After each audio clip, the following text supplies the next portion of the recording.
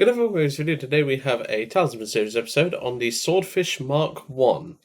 This is probably one of the most iconic aircraft we're going to have in the Talisman Series. We've had Spitfires before, but this is probably one of the more iconic British aircraft.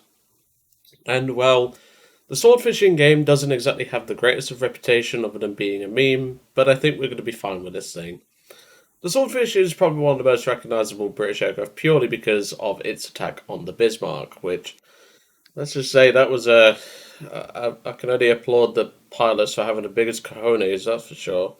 The fact that the plane was even able to take off with the pilot's massive balls is one thing, but, you know, that's just something entirely.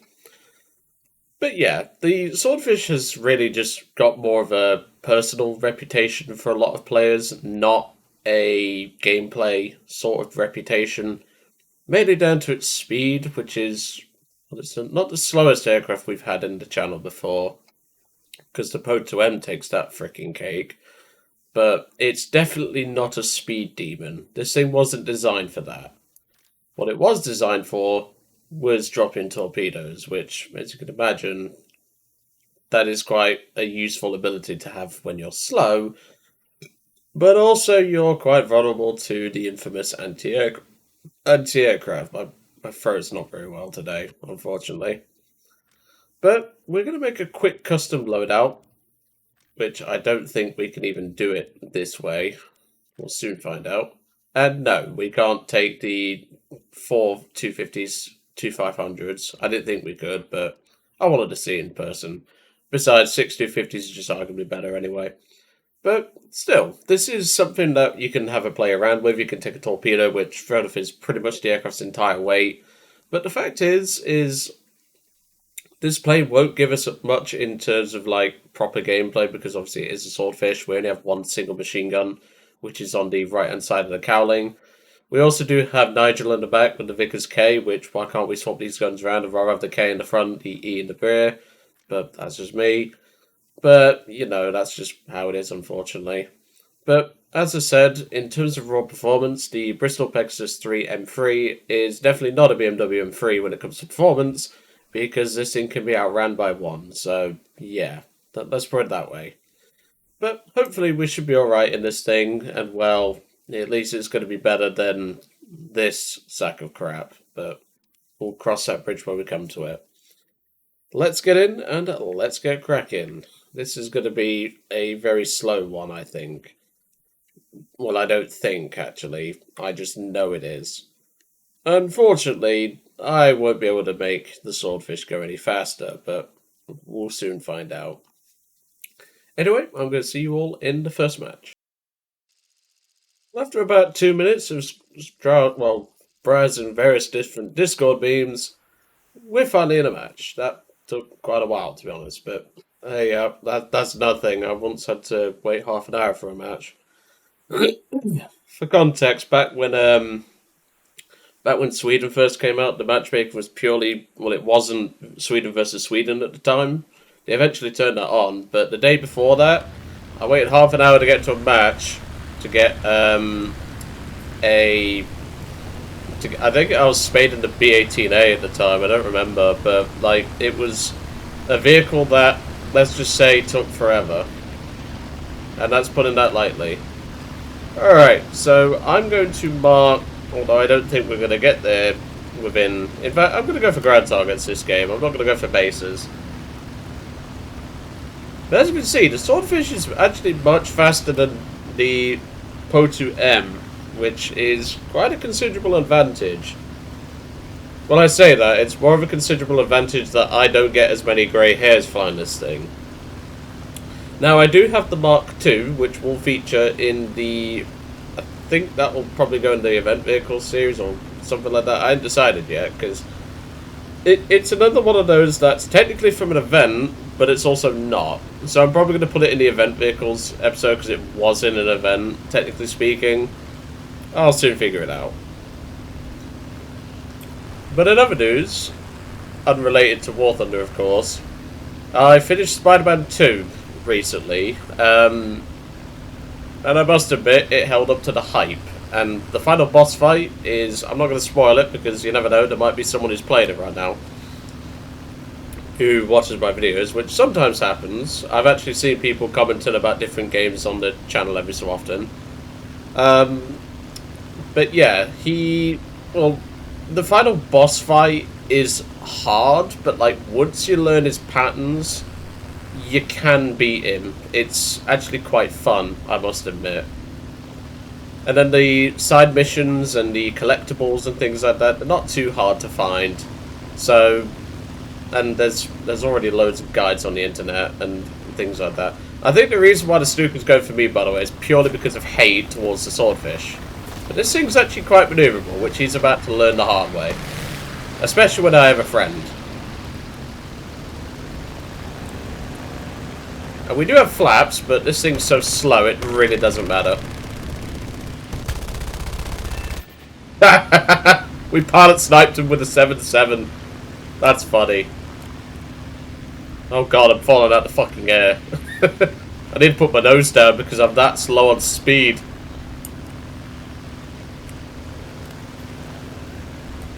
Alright, we're gonna get ready to drop these bombs. That Doe 17's looking a bit suspicious.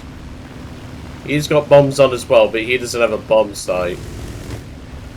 So I guess he's just giving me fighter cover, which is actually really nice. So thank you, sir.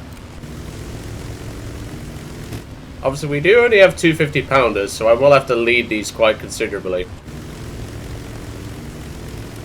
I'll drop 3 bombs here, I think. Well, I'll drop 3 on each part. This should do. 1, 2, 3. And then there should be some AA trucks behind it, unless I'm forgetting. No, I think I've mistimed my drop for the AA trucks. I think they're already in the convoy. Yeah, I see them. They're down there. So in that case, we'll start lowering our altitude. We don't really need to worry too much about fighters, because obviously we are quite agile. Yep, there we go. Didn't line up all of them, but we got 3 of them, which is nice. Any other fighters to worry about? Not everyone's accounted for, but we should be okay. I'm actually going to go and bomb that base, I think, because I can kill that with a single 250. Ooh, hello! We've actually got someone we can dogfight. A HE-112. This'll be fun. Now he is pitching up for us, which, well, it's a swordfish. Anyone could, like, this thing can beat anyone as long as you pull up to shoot it, but, you know. Here we go. Now bear in mind, we only have a Vickers E, so we're gonna have to aim for the fucking pilot. Or the engine. Oh god, do you have a speed? Does he have a friend? Oh god, he has a friend. Well, this is going to be hairy. And we're a bit imbalanced on the right wing because of the extra 250-pound bomb there, but we should be okay. We're more than maneuverable to deal with these guys.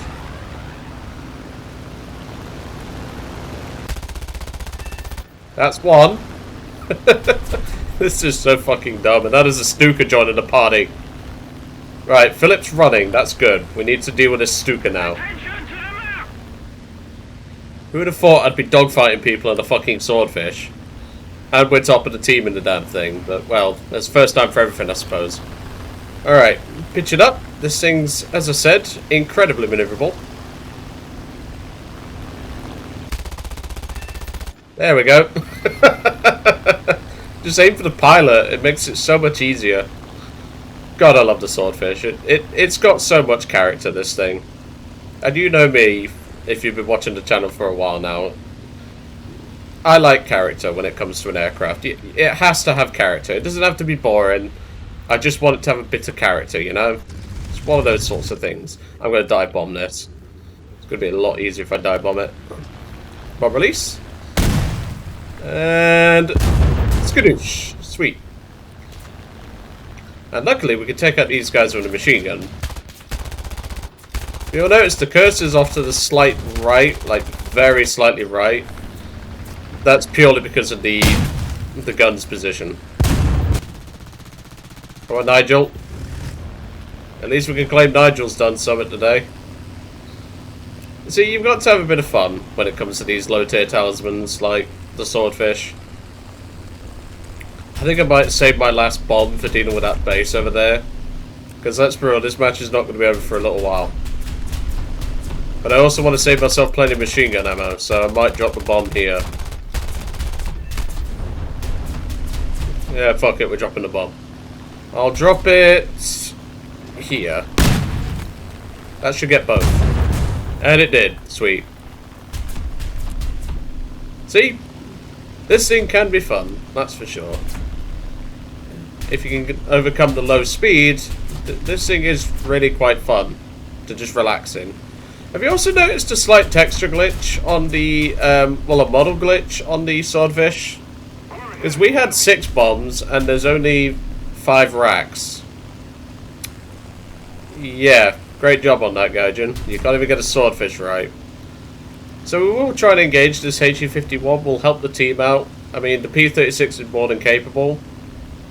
But, well, might as well get stuck in with a bit of fun at the end of the day. He's realised the Hawk is there, but I think he's prioritising me, which is funny, but still. Oh, it's the B2H. It's actually the float plane variant.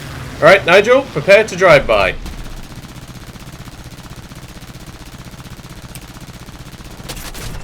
Yeah, I knew that was going to happen. Oh well. That was fun regardless. Let's head back to the hangar. I mean, look at that. Straight in the pilot's head. That's bound to happen when it comes to that. But there you go. Nice, short, fun, exciting. Always love a Swordfish. One of the most charismatic aircraft I've really had the pleasure of playing. That's for sure. Yeah, if you look, you can actually see the bomb floating instead of a rack. That's actually quite funny. I only just noticed it, because obviously I had the aircraft like this, so the engine was blocking it. And then when I was looking at it, it just looked like it was connected to the rack, but yeah. Nice texture bug there, Gaijin. But yeah, that was quite fun, I must admit. It's not very often that I have fun games in the Swordfish, because like most of the time you're just flying around dropping bombs. But when you can dogfight people, yeah, this thing's fun. Next up in the series will be the Beaufort Mark 8, sorry. And well, we've had this thing quite a few times on the channel, so you know what to expect. I will be doing some drive-bys. And then, of course, moving on to Wellington. Not looking forward to this one. But hey, it got an EFS, so maybe it might be more tolerable. I don't know. And then, of course, move on to Italy. But, of course, there is a Russian tank that I haven't done yet, which I've just reminded myself of about half an hour before I started this recording. It's the T-34-85 D5T. I got a talisman on this thing a while ago. So that will have to be done at some point. And, well, it actually does look nice now with its new model. And, well, the turret armor is even more stupid than what it used to be. So maybe this thing might be fun. We'll soon find out. But hey, without further ado, I'm going to leave you all to it for today. Hope you enjoyed today's episode on the Swordfish. I certainly did. That was a lot of fun. And we just completely mucked around and just had fun. That's the whole point of these low-tier talisman videos. They're not meant to be taken seriously. They're just here to be fun. But anyway, I'm going to leave you all to it for today, and I will see you all on the next one.